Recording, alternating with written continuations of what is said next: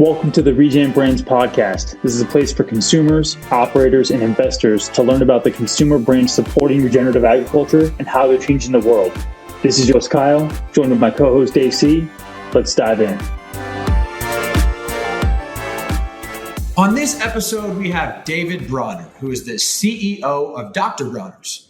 Dr. Bronner's is supporting regenerative agriculture through their regenerative organic soaps and a diverse lineup of other personal care products, along with some newer product additions on the food side, like their coconut oil and chocolate bars. In this episode, we learn about the amazing origin story of Dr. Bronner's, which dates all the way back to 1858, how the company is leading the charge in the advocacy and creation of regenerative organic supply chains, and their big plans to continue pushing the envelope of constructive capitalism in the future. David is just one of those guys where the interview is never quite long enough because there is so much interesting discussion to be had. Let's dive in. What's up, everybody? Welcome back to another episode of the Regen Brands podcast. We are fired up today to have David Bronner of the legendary Dr. Bronner's here with us today. So welcome, David. Thanks for joining us. Yeah, thanks for having me. Yeah, absolutely. David had a tumultuous morning, so we're really happy to have him chasing his dog around the trails in SoCal. I'm just a little sweaty here still. My dog got spooked, and oh my gosh, yeah. We love it, though. We love it. We actually considered doing this podcast with all of us shirtless, just so David could cool off. But we decided we didn't want to, get anybody going in the wrong direction. Cool. Well, just for those, I don't know who doesn't know Dr. Bronner's these days, but I run in pretty natural circles. But for those who don't know Dr. Bronner's, give us like a brief overview of the company, what you sell, where you sell it, and things like that. Yeah, so our company was founded by my grandfather, Dr. Bronner. He himself was a third-generation master soap maker, born into a German Jewish soap making family. His grandfather began manufacturing soaps in the basement of the family home in Laupheim, a small German town, in 1858. And then my great-grandfather, so my grandfather's father, and two uncles expanded the family enterprise quite a bit and got a factory in Heilbronn, another city in southern Germany, bigger town, manufacturing, one of the manufacturing hearts in Germany. And grew the enterprise quite a bit. And we were one of the largest manufacturers of liquid soap in Germany. Made a bunch of other products. And my granddad came up in the guild system of the time, apprentice, and became a master soap maker. But he was clashing with his dad and uncles quite a bit. Coming up in the 1920s in Germany, he was very political. He was very Zionist, and just a lot of like generational conflict. So he came over to the States in 29 at the age of 21. And not because of Hitler or Nazism that he was around, but it wasn't the dimensions wasn't clear yet. It was more just forge his own path in life. And he was a consultant to the U.S. soap industry. He helped launch products and build factories and that kind of thing. Met and married my grandmother Paula and had 3 kids and then in the same time was getting, with the rise of Hitler, increasingly desperate to get his family out. His 2 sisters got out. Lottie got out in 1936, ended up in a kibbutz and then Palestine, now Israel. Lottie got out in 1938, right before they closed the borders, and came to the States and became a chemist and then a professor of literature at UMass Boston. And then, but his parents, just like a lot of bourgeois Jews, that thought they were going to ride the madness out, and they stayed till it was too late. The factory was Aryanized in 1940, and they were deported and killed a couple years later. And then in this time, my grandmother, who was in and out of hospital, she was really sick, and she died in like 1944. So my granddad was going through this immense tragedy. And of course, the world and the whole world was, but his response to it was to basically launch on his passion of his insight. And he was a very mystical guy, and he was really tapped in, and he realized that in the next Holocaust in a nuclear armed world, we're going to all perish. And if we don't realize our transcendent unity across religious and ethnic divides and political divides, that we're all one or none. And that was his message. We're all children of the same divine source, and all the faith traditions, when they're not making idols out of their beliefs and demonizing each other, or basically saying the same thing. And he tried to show that well, he went around the country basically lecturing on this peace plan, and was selling these natural Castile soap recipes of his family on the side. And basically the way soap's been made for millennia, it's a very straightforward, simple reaction, no waste stream, very biodegradable. And we're kind of out of fashion in the post-World War II era. This was the advent of plastics and synthetic fertilizers and pesticides, and just the whole turn to petrochemical industry. Better living through chemistry. That was the mantra. But he stayed true to these natural Castile soaps. He kind of brought this ecological vision. He saw early on what the problems were with the turn that industry was taking, and so he stayed true to these simple biodegradable soaps. And he was going around lecturing, and word got out about these really amazing soaps he was selling on the side, and people were coming to get the soaps and not necessarily staying to hear what he had to say. And that's when he started to put his message on the label of the soap. So our famous labels, they got all his political, religious philosophy, and it's genius. If you're forget a magazine and you're in the bathroom, he's got you. So he got quite a following. And then it was really with the '60s though, when like a generation. This is Rachel Carlson wrote Silent Spring and the advent of the environmental movement. All the pesticides that were killing the songbirds. That was the title, Silent Spring, and just the disaster of human industry on the planet, and agriculture being such a huge part of it. And we're living through the 6th great extinction event, and so this generation that was seeking to live a simpler lifestyle, more in harmony with the earth, and trying to stop this war machine, and and just in that foment, this soap. Here's this awesome soap. It's biodegradable, it's concentrated, versatile. You can wash your hair, dog dishes by the side of the river and not worry about it. And has this groovy message of peace on it. So that's when the soaps really took off and really got traction with the counterculture. And then the first health food stores, the first organic products, our soaps were in there basically, right from the beginning. One of the things you can do with Castile soaps is as an insecticide. You dilute in water, and it's a natural insecticide. And wow. And I did not know that. Yeah. It's part of the organic regs. Soap is allowed, and like cannabis growers and a lot of people, you just kind of do a dilute amount in a spray bottle, and also good for ant control. And But yeah, so my granddad, he went blind in the early '70s. He was actually interned against his will in a quote unquote mental health asylum in '48, in the kind of that McCarthy hysteria. I mean, they locked him up, and he escaped after a few months. But he had shock treatment. He blamed his blindness on the shock treatment and stuff. Wow, yeah, crazy. Yeah, but I don't think he knew how busy his labels were getting, and so now we got 3,000 words of 6-point font on, and it just violates every rule of design, but yeah. works. It stands out on the shelf, and it's just an amazing product, and he founded the company as a not-for-profit religious organization. For him, the message and the mission was everything, and the soap was there to, basically help sell the message.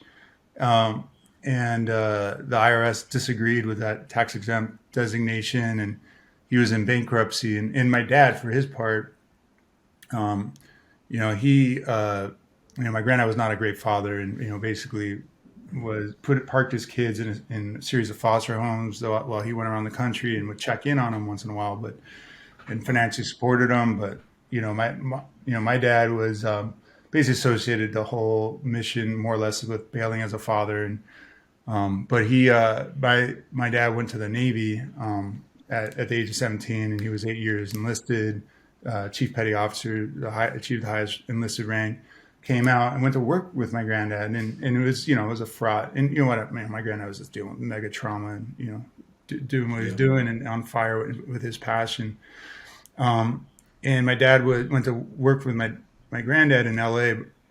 So my granddad was in LA at the time, and was renting out a reactor at a chemical specialty firm. And my dad would go make the soap on the weekends. And when my granddad came down here to North County, San Diego, to Escondido, which we moved to Vista a couple towns over about 5 years ago. My dad stayed up in LA and became head of that factory, that family operation. And so he became head of operations there. So I actually grew up working in that company. Okay. My dad. Do you remember your first time like working in the factory and making soap? Yeah, I mean, it's all kind of a blur, but I mean, it was soap, but it was like, honestly, the soap was kind of minor. It was more like my dad developed firefighting foam for structure and forest fires. So when you see like an airdrop of foam hitting a forest, like my dad developed, of all things, WD-881 for then Monsanto's firefighting division. So I grew up like we made, yeah, in the 80s, WD, and we'd be just ripping out huge amounts of this firefighting foam concentrate.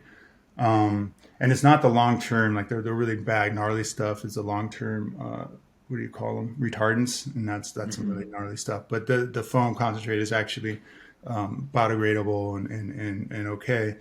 And he actually developed a version for Hollywood that me and my brother grew up like blasting foam on trees and movie sets and like Alka-Seltzer commercial set, stuff. That was my experience growing up. Was more on with my dad and on the foam and Monsanto, like they in the late 80s they like spun off everything and became this ag chemical whatever giant.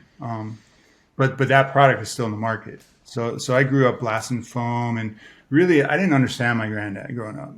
My dad they had a difficult relationship. They didn't really kind of work through it till later in life. And when I did see my granddad, he was just coming off the mountaintop, 24/7. I mean, it was like really important for him that we understood that we must unite the spaceship Earth. We're all one or none, and, we're just, okay, and like, and, and we were, he was blind. So, supposedly we had memorized the labels. So fortunately, he's like, give me the 13th, and we could pick up the bottle, rattle it off, and you're like, wow, wild. Yeah. Yeah, and it wasn't really till and I guess I did give you the full story here, but I was in college. I started, I was playing sports and getting drunk in the bars on the weekends and just just doing that. But got introduced to cannabis with a couple of my roommates and had just kind of realized pretty quick, like, wow, cannabis is way better. It's like way more high vibration and awesome. Music's great. Our conversation, like, why, what rational reason is there that this is illegal and alcohol which is far more problematic? It just started really waking me up to this dimension. And I was in Amsterdam after college, on a Euro pass, and I'd already had some psychedelic experiences, but that's where I just had really got blown open on a really deep level, and my heart and mind just blown open to the love and light at the heart of existence, and somehow in the midst of the absurdity of life and the suffering, that's the truth and that's our transcendent ground. And my granddad was 100% right that all the at their best all the faith traditions are pointing at that source, and the divine's going to show up in whatever form you're ready for. And like wow, really embraced my granddad, or understood him, and dedicated my life to ending the drug war and integrating our plant medicine allies and psychedelic allies. And so that was one part of it. So I came into the and it wasn't like a straight line back to the company. I did a few other things, but eventually told my dad I was ready to come in, just realizing, wow, what an opportunity. And my dad and mom and uncle had been running the show in the 90s, like both his own business, the foam business, and then also the soap business. Let him know. And shortly before he was diagnosed with stage 4 lung cancer. Sorry. Yeah. No, but it was, it was brutal, but also fortunate that I'd made that decision before. It wasn't something I had to do, that I didn't really want to do. Right. I already, kind of worked through it all. And so we had an amazing year together, him downloading the ropes of life and business and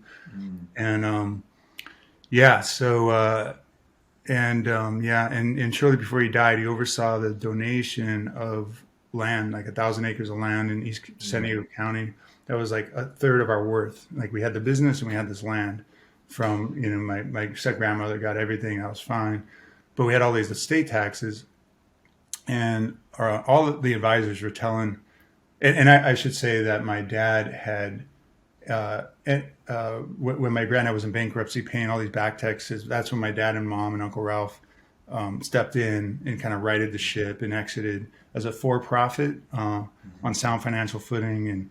But we had this nonprofit mission at the heart of us, and and then my dad really set the example shortly before he died by donating this land to the Boys and Girls Club of San Diego, and and basically in a way like thanking his mentors, like what were the mentors that helped him become the man he became, because he was like amazing, and it was like these mentors in these youth programs of his time, and so it was this beautiful gift, and then also an example to me, my brother Mike Bronner, company president, that everything we don't need for the business, we're going to give to charity and causes that we believe in, and just really set that example. And then one of the first activist things I did as I stepped up pretty young, I was like 20, 25. So after a year, we put hemp seed oil in 99 into the soap. And this will, finally kind of bring us all home here. But, I totally appreciated my granddad's vision, and also honored my dad. But hemp was this perfect example. It was at the nexus of drug policy reform. It was like the most ridiculous example of this out of control drug war that was scheduling a non-drug agricultural crop as a Schedule I substance. So it was an opportunity to really engage on this drug war machine, and start opening up cultural space for cannabis. And then also it was at the nexus of sustainable agriculture. I was starting to really get excited about that. And here it grows like a weed. It doesn't need a lot of herbicide and inputs. It's like, really starting to think about that. And we got in this huge fight with DEA, and that we ultimately won. But hemp was really at the foundation. So fast forward to today, it was like kind of had the genesis or the seed of these two passions of drug policy reform, which we've been rocking and have been really helping lead this renaissance, or a lot of the different organizations and campaigns that are integrating these allies and ending prohibition and bringing more rationality to the conversation, and helping like reframing the conversation. These are healing medicines that can really help heal people on a deep level and connect us to each other and to nature.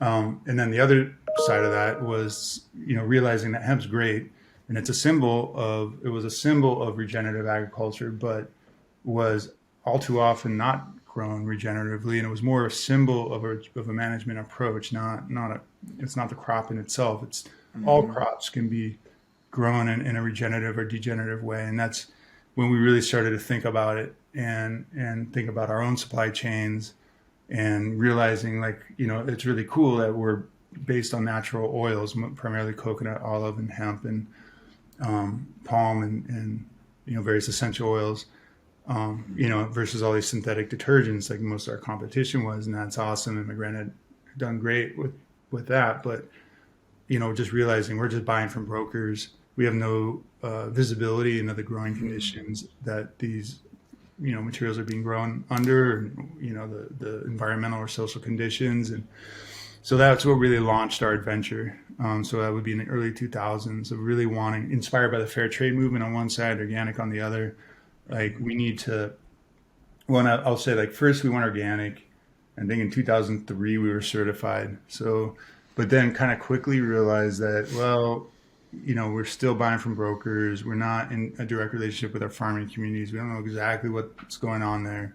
We don't know if there's kids picking these coconuts, like that. That was still not, clear to us. So that's when we embarked on, okay, we're going to transition our supply chains to farming communities and establish direct trading relationships where we know, that the farmers are taking care of their land in the right way and their people in the right way. And you said this is like early 2000s at this stage? Yeah. I think our, about 2004, 2005 is when we made the commitment. I mean, obviously it took a longer time to like complete it, but that was, I think, when we made the commitment, right around there. And then, Gotcha. because I remember, when the tsunami hit Sri Lanka in 2004, one of our aces, Garo Lasone, he's now our VP of Special Ops, and wrote a book called Dr. Bronner. What is it? Honor Thy Label. Honor Thy Label, yeah. Yeah, Honor Thy Label. Dr. Bronner's Journey to a Clean Green Supply Chain. So he came to us on the hemp fight. So a lot of our leadership came together to beat back the DEA and allow the market for hemp to flourish. And he was this German American PhD environmental engineering guy who got interested in hemp fiber as a replacement for synthetic fibers, but had been working with coconut fiber and had all these networks already in Sri Lanka around coconut. And then he formed this relief organization, kind of like a microloan thing before that was a thing, and was helping people rebuild fishing boats and sewing shops and stuff like that. And I was like, Garo, we've got this commitment now to go fair trade and regenerative and be in direct relationship. You've got all these relationships with the coconut industry here. Maybe there's a place we could set up an operation. And so that was the first, and it was this like really difficult but amazing journey, and it's all chronicled in the book. But had a couple false starts, but eventually found the right local partners. Gordon and Sonali. Yeah. Did you end up working like one ingredient at a time, or did you try to switch the entire supply chain over at the same time? Like, what did that transition look like? Yeah, right on. It was, so the first thing was to do an audit. Like, is there any existing projects in the world for our ingredients? So there was one, and it was Canaan Fair Trade in Palestine in the West Bank, producing olive oil. And so I was like, oh shit, and this is like, right, during, I remember talking to Adam, our Jewish now director of social action in DC. Yeah, I'm like, wow, this is going to be interesting. And and he was like, well, you got to have some from the Israeli side. And I'm like, well, okay, as long as you're competitive. And, but I mean, the point here is like, we got to, because I got family in Israel and stuff, but I mean, we hate the occupation and a lot of Israeli policy, but very much support Israel within the 68 borders. And so anyway, so we checked out Canaan Fair Trade. It's a beautiful operation operating in the West Bank with like 1,000 Palestinian farmers farming in very difficult conditions under the occupation, trying to bring their oil to market. And it was initially not organic or regenerative. It was more just kind of in the fair trade kind of frame. But when we entered the picture, because we had to break the fair trade. Like the fair trade program was ridiculous. Like it was, like we were ready to go. We talked to it was the fair labeling organization. Transfair was their certifier, and we said we're ready to go. Like we've got supply chains. Like we're ready to certify. And they're like, oh, well, that's not how this works. We have they had to at the time build a custom standard for each and every agricultural commodity. And I was like, wow, what's wrong with this? This is ridiculous. And so actually a leading organic certifier, it was actually kind of grew out of the biodynamic movement. It was a Swiss-based one called IMO. They were very much about soil health, and for them, a lot of the fair trade was about boosting yields and incomes through regenerative techniques, and we really liked them, and they developed a social side of what they were already doing, and so they were kind of the first integrated regenerative organic fair trade certification, and we went in and partnered with Canaan. So Canaan was first, and worked with them, and a lot of their farmers were basically organic by default anyway. And so we certified them, and we started working with Nasser Abu Farah to develop compost programs and fertility programs, and just some good regenerative stuff. And then on the Israeli side, we identified a Jewish family farm that was super rad, and a Arab Christian or Palestinian Christian project that was really rad. And so 90% of our olive oil comes from the West Bank, from Muslim farmers through Canaan. And then 10% comes from an Israeli side, half from a Jewish family that happens to be related. Just 5 generations ago. Wow. Yeah, Crazy. yeah, just totally synchronistic. And Wow. then Christian project. So we've got Muslim, Christian, Jewish olive oil in our soap, and it's really rad.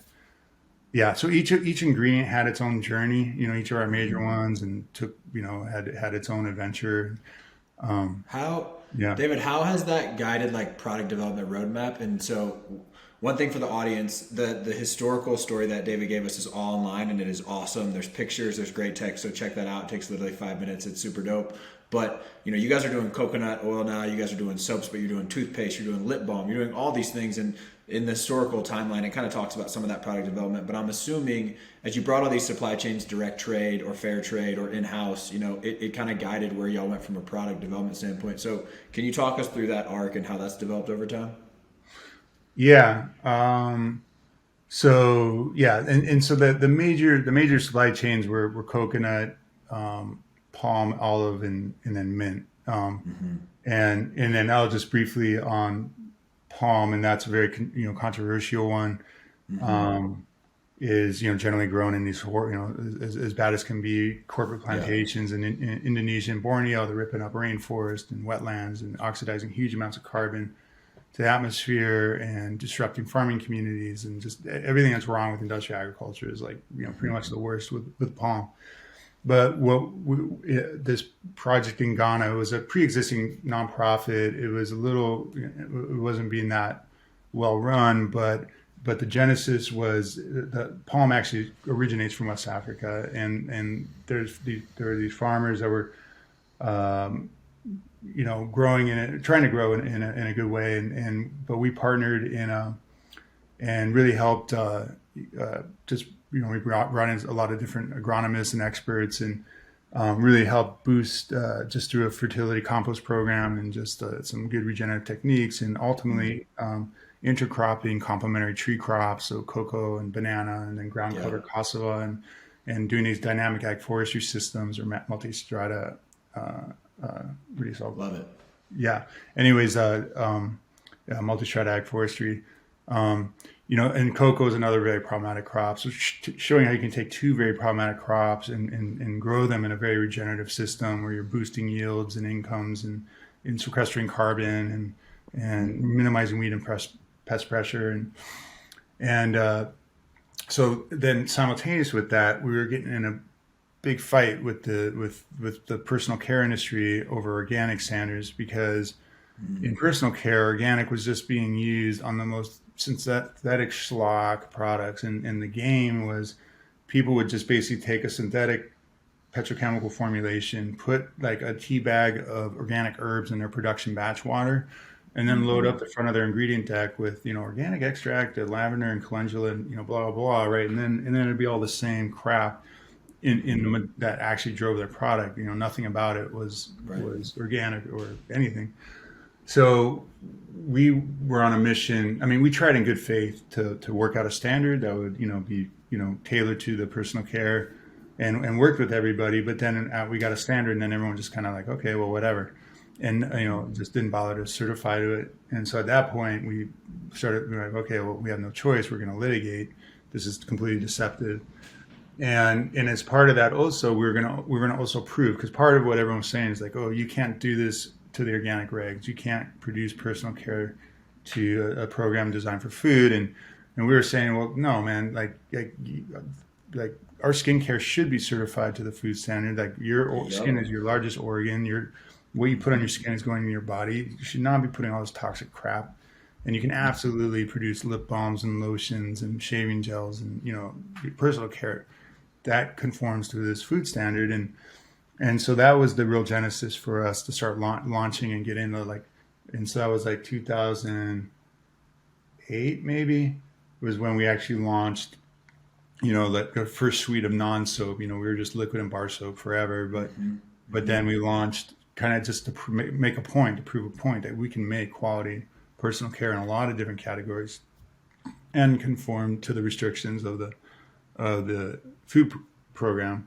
and we were totally open to make allowances. I mean, that's what we worked on. Like we made, we did, and there is a standard out there called the 305 standard, which we actually our toothpaste, for example, it's like there's a couple ingredients that aren't allowed in the food that are allowed in that standard. So that's, and it's a good standard, and we're psyched to see companies certified to that. But by and large, our product line is certified to the food standard, and we're in this like high profile litigation, and then eventually Whole Foods, because it was just a disaster, obviously for the trade, Right.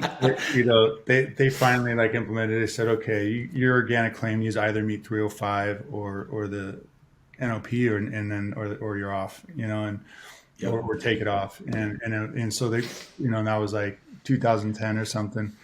But that was, and that was awesome. But I'm really getting into all these other products initially was kind of an activist, just to preserve the integrity of the program that is, Love that. consistently under assault. And, there's obviously problems with, a lot of things in corporate interest trying to bend and whatever the Yeah, it rules. feels like Dr. Bronner's kind of has this rebellious streak in like a Yes. positive rebellion sort of a way. And sort of Mhm. like, stick it to the man by making cleaner products and proving that it's possible. And, at least since I've been in the natural food industry since 2012, and I've seen the proliferation of healthy body care since then, and it sounds to me like if Dr. Bronner's helped to lead the way to prove that it's possible, to prove the concept within the channel, to start to take market share, and then that ascribes for for lack of a better term copycats, or sorry, for lack of a better term, but that helps to get everybody more involved, and the more competition there is within that subset of like real healthy care, beauty care, body care, the better it is, right? So that's really cool that you guys are sort of like flipping the bird in a positive way. Yeah, right on. And thank you. And I would say, like, unfortunately, I mean, I'll shout out some of the cleaner brands like Alafia and Badger and Velita, but there's not a lot of them. And fortunately, the others at least aren't like making organic, misleading organic claims. But I mean, even in the natural channel, like you'll see soap, like liquid soap. Like FDA actually regulates the term in bar soap, kind of. So a bar soap needs to at least be 50% real soap. You can have all kinds of other crap in it, but it has to be at least 50% to call itself soap. In the liquid soap, it doesn't have to have any soap, and to be called liquid soap. So it's That doesn't like, make any sense. yeah. And so most quote unquote liquid soap, even in the natural health food, is like a detergent, synthetic detergent driven products. And yeah. So I don't want to like celebrate the whole aisle and just like still exercise discriminate. I mean, there are really good brands there, but Yeah. you got to like check the labels and ingredients and all that. But yeah, Right. but thank you. And yeah, I mean, that's, I mean, I think my granddad founded the company as how do you say, an activist engine. And, Yeah. and that's it. I mean, it's like we exist to drive progressive social and environmental change. And we formalize that with a salary cap. So we capped our executive compensation at 5 times the lowest paid position. And that was just because I could kind of see where things were going, and just really want, and also seeing our personal behavior, like getting the next better car, house, whatever, and it's like, okay, Yeah. like everything within the 5 times, like that, it's cool to do whatever we want, but everything above it, like that's not, that's going to go to the causes. And yeah. That's Love really that. cool. Love that. You But you mentioned talk- kind of labels and certifications. Yeah, Yeah, curious go to get your take on, I know that regenerative organic certified is like a big initiative for both you personally and for Bronner. So walk us through, why did you, number one, just see like, why does the world need that certification? And then from there, we can kind of expand and talk a little bit more about what it means and like that. Yeah. I think it's kind of how do you say, addressing problems on either side of the equation. Like, so with regenerative, and we've had this discussion that obviously everyone's jumping on the bandwagon and defining it however which way they want. And for us, it's, if you're using synthetic fertility and pesticides, like that's, especially the synthetic fertility and nitrogen, which is such a, the number one greenhouse gas contributor.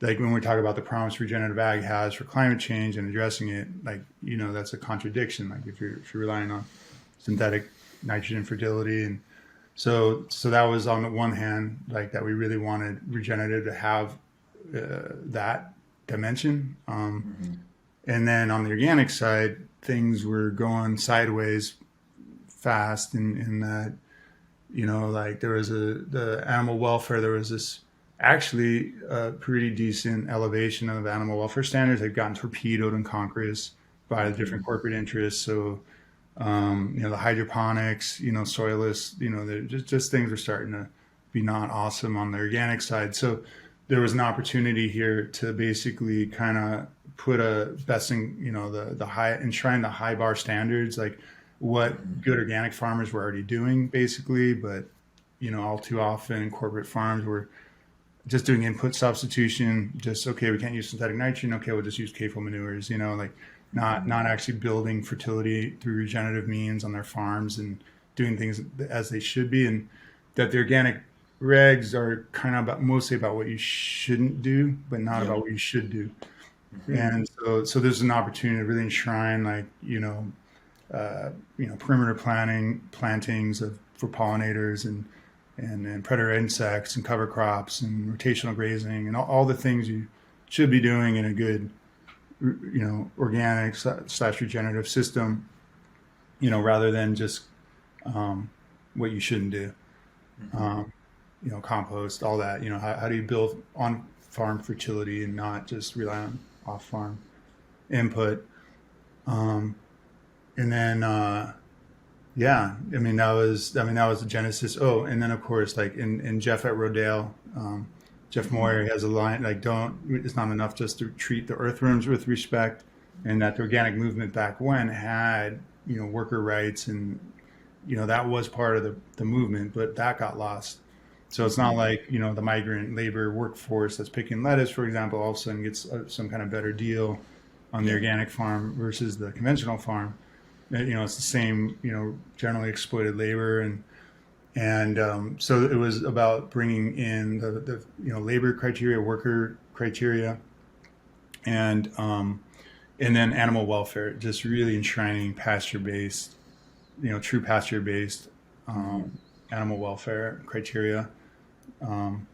That's, also, of course, very good for the soil. And just with a vision, like you were saying, like, how do we get to 20, how do we shift agriculture globally? How do we got to get all these animals out of their cages, out of these factory farms, out of these feedlots that are being fed these monoculture deserts of GMO soy and corn, and, integrate them back on the land and in these, where their manure is not a problem. It's just part of the fertility cycle. And, and I became vegan when I was in Amsterdam. Like, that was part of like my big awareness, and will be till the day I die, but went on a deep, adventure in the, in the last 10 years as part of all this too, to really, really understand and appreciate, like, oh, in fact, especially ruminants can be integrated in a regenerative system, and just how that can work. And, went to Gabe Brown's farm and, just spent a lot of time, Rodale, just, understanding how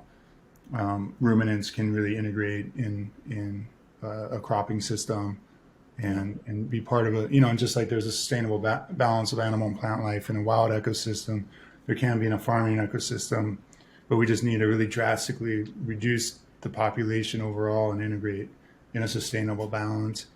And then chickens and monogastrics and pigs, they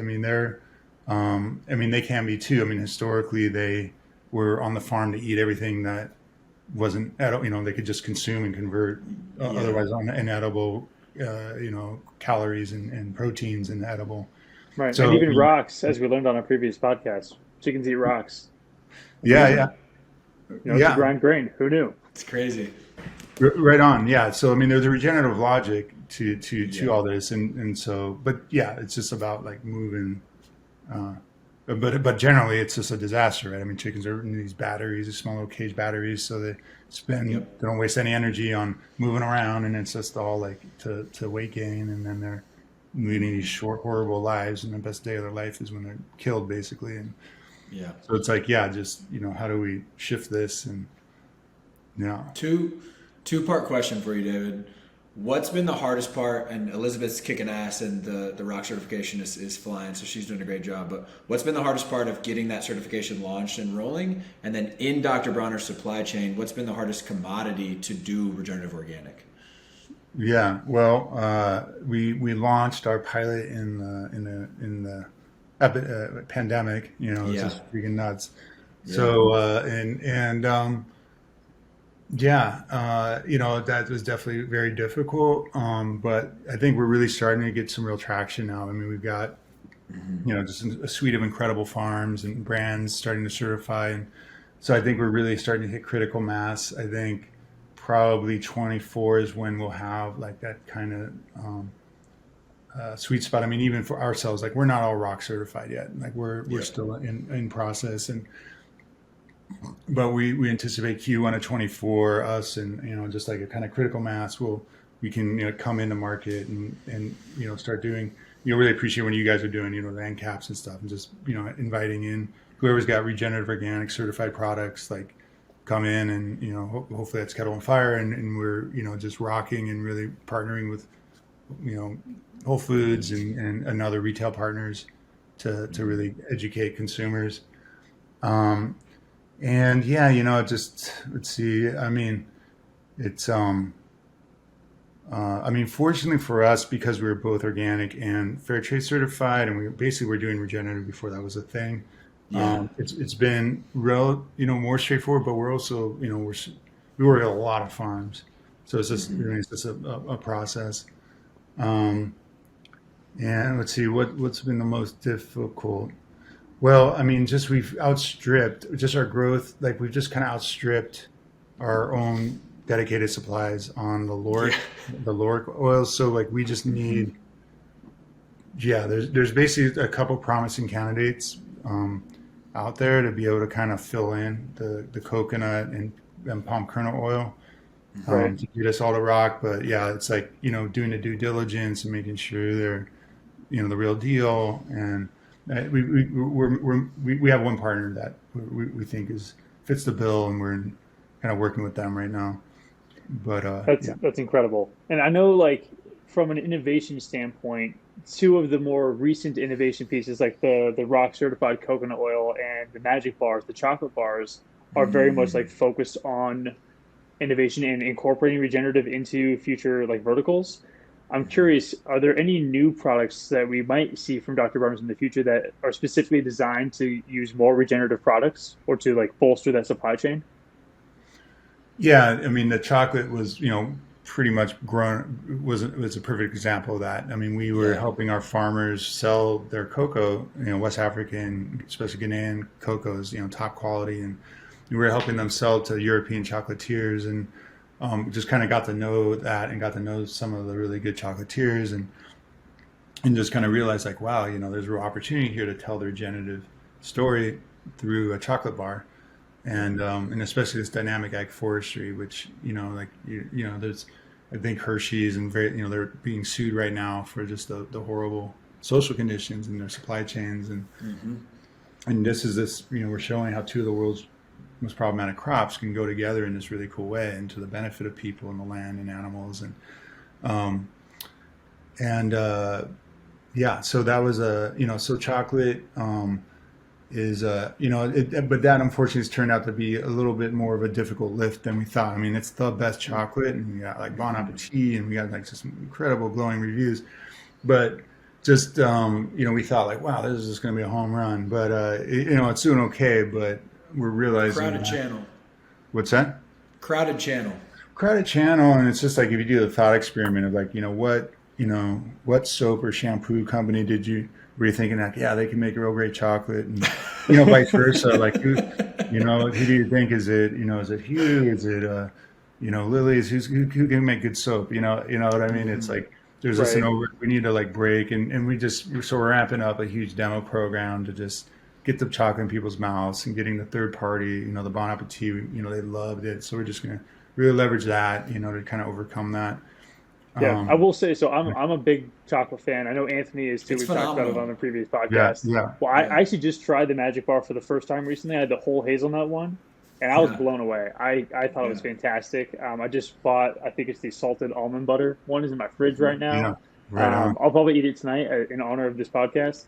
But yeah, it is truly like phenomenal chocolate. And I typically look for like single origin. I pay a lot of money for chocolate because I like to support the right people. And it surpassed my expectations. It is really high quality. Yeah, right on. Thank you. And we got a peppermint cream SKU coming out. Like obviously we're known for peppermint. And that's going to drop and it's going to be Nice. amazing. I know Yeah. you mentioned that mint was a big part of the regenerative story. Is that part of why you're choosing to make that SKU, or was it just because you wanted to, throw a curveball and go peppermint? No. It's like, yeah, definitely. I mean, in a way we should have launched with it, uh, yeah. But anyways, but it's, we're like, okay, well, let's get like the basic, base of business going and then we'll drop it in. But yeah, absolutely. We have a really great story to tell around mint. It's in Uttar Pradesh in North India. It's like 1,000 farmers farming regeneratively. They're doing a mint lentil rice rotation, and then some other different herbs and stuff, and we're helping them market. And then like a massive compost out. I mean, the soils there are like horrible. I mean, it's like 0% carbon and just some real not great. But it's a real opportunity to really show over the years, like as you do all these regenerative practices, and like that's a big part is measuring the impact. Is just being able to document. So it'll be exciting to show over time, like in all our projects. What is the carbon sequestration and all the benefits and the water holding capacity of the soils and all this kind of stuff that. So as you start to work with these suppliers, are you starting with like a baseline sample, like you're measuring the SOM and the water infiltration rate and things like that, and then you're going to start like showing that over time, that curve? Yeah. So hopefully we get a 5 or 10 years, we're able to, because always there's going to be the variations year to year, but hopefully, we'll, be able to show after 5, 10 years of good data collection, just really show it. And yeah, and That's awesome. that project in India, I mean, there's compost involved in all our farmer projects, but that one's just got the most. I mean, there's like a mega compost operation going, so it'll be really exciting to see. And it's probably starting from the worst starting point, so it's going to be interesting to see the results of that over time. Awesome. Yeah, and then of course peppermint. I mean, it's like everyone knows us for peppermint, so it's yeah. Right. No, I can't wait to see that story. It's going to be really cool. I love, Biggest Little Farm was like my gateway drug into regenerative ag. And I was so moving to see what they were able to accomplish with that like completely degraded piece of land and what they're able to turn that into using these farming practices. So to be able to see that at a global scale and all these different countries that you're working with is going to be really, really impactful.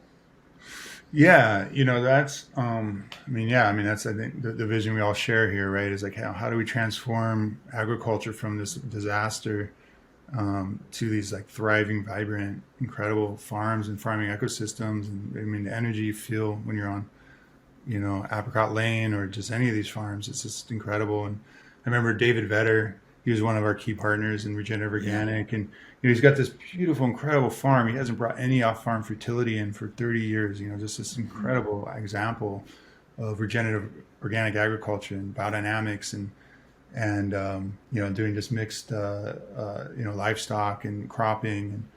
And he's just surrounded by this monoculture desert of GMO corn and soy, and you can just see. It's all this bare ground with all these just huge weeds, all this glyphosate-resistant weeds just everywhere, and you just see. And I remember there was like a huge rain event, and just like all the topsoil being washed away all around him. But he's just like boom, just no problems on his farm, and he's He's a great example. We've had Christy from Quinn on to talk about him. He's awesome. And I love, David, that you guys are just going after, like, you guys are like dragon slayers, right? It's like there's a lot of low hanging fruit in regen, and we salute all those people, and what they're doing is great because we got to move the needle incrementally some places and drastically in other places and do them all at the same time. But I mean, you guys are slaying some real dragons, so kudos to y'all, and it's just great for the movement. We appreciate it. No, right on, and just on that, and just totally appreciate that's Appa who was went nuts this morning. Yeah, totally, right. I mean, we're all on a path, and yeah, we got regenerative organic as a North Star, but all the regenerative practices, and just as people build that off on farm fertility and can like start to wean off the synthetic fertility and inputs, and so I think there is eventually it would be great to see, and I know you guys are working on it, just seeing like an on ramp, like a smooth on ramp from the conventional side into the regenerative organic, kind of feeding from either organic or regenerative side into regenerative organic. And yeah, what we don't like to see is, how the ag chemical giants are like co-opting, right? And they're like, oh yeah, just blast glyphosate in your no-till system, and that's regenerative, Yep. Right. and that, and that, kind of that's it. And there's so much more in a regenerative farm. And so, yeah, just making sure it's real, and when people are starting wherever they are, that they're moving. And Yep. yeah, For sure. right on. Yeah. Well, thank you guys for rocking, and just holding the regenerative torch and keeping it real. And, Absolutely. yeah. What does the regenerative future look like for Dr. Bronner's, David? Yeah, I mean, I guess, just continuing to certify. I mean, hopefully we'll be 100% like all of our raw materials by end of 24. And yeah, I mean, we'll see what kind of products organically flow out of it. I mean, Yeah. that's it. I mean, I think as we all do the work and can create, just inspire more and more farms, and it just becomes easier, in a way, like we're pioneers kind of doing a lot of stuff, but then like our farming projects, they don't sell just to us, right? They sell to other people, and they don't have to kind of do all the craziness of the heavy lift. And just as like more and more supply comes online, it just becomes easier for brands to do the right thing and source. And I mean, I know you guys are like, like pioneers. You got to get in there with the farms, and then, there's like a lot of heavy lifting. But hopefully, this, we get through this initial real heavy lift, and then it's just easier and easier for companies and brands and consumers to plug in. And so, yeah, we just hope to be part of like just a huge ecosystem of regenerative and organic. And Well, you might have just answered the last question with what you just said, but we asked everybody this question, and I think you're going right into it, which is, what do we have to do, to have regen brands have 50% market share by 2050? What do we have to do for regen brands to have 50% market share by 2050? What needs to happen? Yeah, I mean, I think it's a full court press on policy and consumer behavior change and farmer support, policy that can really help support farmers who want to make the shift and the changes. Right now we have an ag policy that basically rewards the worst practices and makes it very difficult to do the good ones. And, organic is, you got this, like, especially when you take your farm off chemical life support and you haven't built soil fertility, and then you can't make a consumer facing claim for 3 years. And there needs to be help for these farmers and financing support, because once you get through it, then you're going to be good, because, the premiums are there, and you built that fertility, but that's a real barrier. And so I think getting financing support for the farmers, and just education, just farmer education, consumer education. Yeah, it's just all of it, but creating the consumer demand will, where there's market demand, then I think that's so crucial. So, yeah, It all comes back to education, right? Farmer education, policy education, consumer education. It's all education, right? And it's all together. Yeah, I mean, I went on a super deep dive, and like it's just like, okay, wow, I had no idea. I even forgot that. Oh yeah, air makes all the planet, carbon dioxide from the air. Oh yeah, and it's like makes everything. You just kind of forget like what you learn when you're a kid, and like, oh my gosh, just some basic stuff, but it's just. It's just so incredible, and just hopefully more and more people can just appreciate just the magic. And then climate change, right? I mean, I think really putting it, and situating it as a fundamental climate change strategy to, sequester carbon and atmospheric carbon through photosynthesis, making the carbohydrates that sequester, 20 to 40% into the soil, and through good practice. And I think that's a key key one. And right now that's a battle, right? I think there's some definitely forces out there that are co-opting that conversation. So we just got to make sure it's, meaningful and real. Yep. But a real opportunity. Yeah. No doubt. Cool. Well, David, we super appreciate the time. I got to say, that was probably the most incredible origin story for any brand I've ever heard. It incorporated war, geopolitical conflict, like all sorts of stuff. So that was ran the gamut there. And I've been using Dr. Bronner for 20 years. And I didn't know half of that, probably 90%. So that was really cool to hear. Yeah, thanks for hopping on. Anything else you want to close with? No, the original Dr. Bronner spirit is so evident in everything y'all do, and that's my favorite part about the brand, and it's just so clear in hearing you talk and the history and everything y'all are doing. So I love that, and that's amazing. Right on. Well, thank you guys. This was awesome. Yeah. Appreciate it, David. Yeah. Thank you, Thanks, David. Raj.